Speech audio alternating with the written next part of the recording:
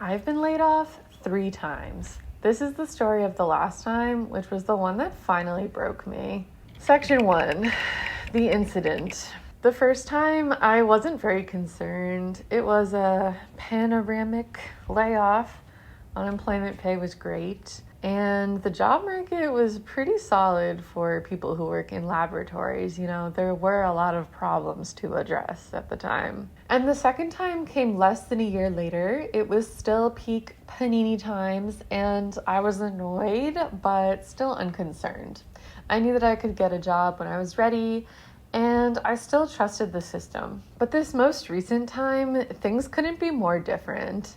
I was excited to be free of the downsides of my last job, but I was terrified of the job market, which had absolutely curdled. Not to mention, in no small part due to the stress of this job, my autoimmune disorder that I developed during my time there was just starting to escalate right before the layoffs happened. In fact, it was right as I was finally scheduling so many different doctor's appointments that, even for other things, that I had put off for so long because I was afraid to take time off, that my health insurance was ripped away from me. I felt like I was being thrown out like trash, as one normally feels, but this time more drained than I had ever felt before. Like, I'd given my vitality away with most of my late 20s. So as I went through hell trying to get my new insurance set up, which required a month of crying on the phone over and over again, I felt like I was breaking down. By 2 months in, all I could do when I wasn't actively addressing symptoms was walk dogs and collapse on the couch. After a month or 2 of that, just survival and phone calls, the initial phase started to come to a close. I was still exhausted, but I finally had enough distance to look at the data of my own life. I started asking, how did I get here? And why did the safe route leave me so physically and mentally bankrupt? Section 2, causes. I had to look at the facts of the situation. I had gotten the engineering degree and the prestigious STEM jobs, but I was giving away some prime years of my life for the hope of maybe a few more $1,000 a year at best. It was a broken system. I was on site every day, working so hard that by Saturday, I couldn't do anything but sleep. Meanwhile, the people with much higher salaries were openly sitting at home with almost nothing to do. I made myself essential. I was the go-to person for so many things. I was the one keeping the lab running during the holidays when everyone else was off. I sacrificed so much that I was still getting texts months after the layoff asking me how to do things. And yet, despite all of that, I was still thrown away like it was nothing. I've tried on and off for years to create content around my passion for tarot and divination. I even gained some traction this most recent time until I fell off last year for various reasons. When you're that depleted, there's only so much energy and mental clarity for creativity to arise. So I actually had been applying to jobs for over a year before the most recent layoff. Seeing how much I and so many other accomplished people were struggling in basically every industry was quite disheartening. The pay on the few jobs that were posted was absolutely shameful, less than I made right out of college.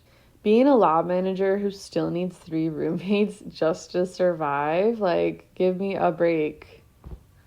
This combination of circumstances was really detrimental though, and I was rotting for most of the last 5 months. While I was technically underemployed as a dog walker, I had almost no structure in my life anymore and sunk deeper and deeper into a hole of tasks I was behind on, which in turn made it harder to both apply to jobs and relax and have fun.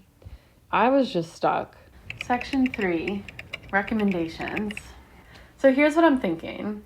Whether you're looking to build something of your own or you just want your job to stop stealing your sanity, let's lock in on reclaiming our lives one bit at a time. It is so easy to fall into the trap of caring too much about a company and settling for what I'm calling the minimum viable week. Just surviving the 9 to 5, doing the bare minimum chores, and using your precious days off to recover from it all.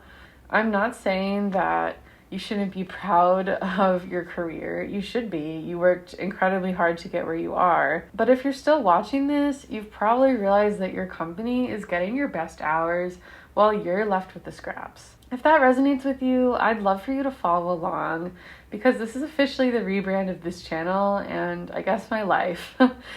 I don't have every step mapped out yet, but I am focused on doing whatever it takes to never need a regular job again. As someone who hasn't felt truly organized in years, I'm starting to inject intentionality back into every part of my life until it feels right. My therapist says I'm too hard on myself, but the engineer in me knows that it's possible to get so much more out of these 24 hours.